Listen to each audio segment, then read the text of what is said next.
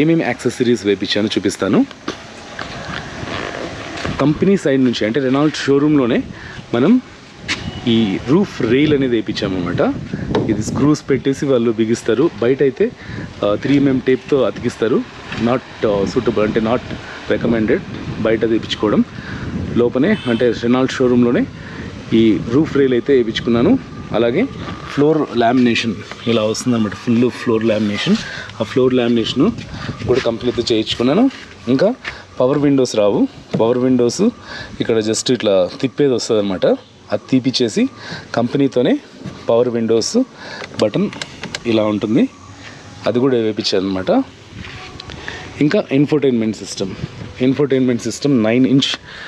9 inch స్క్రీన్తో వస్తుంది infotainment system. తర్వాత ఇక్కడ యాంటీనా పెట్టాడు, ఇక్కడ యాంటీనా, ఇక్కడ మైక్ ఇచ్చాడు.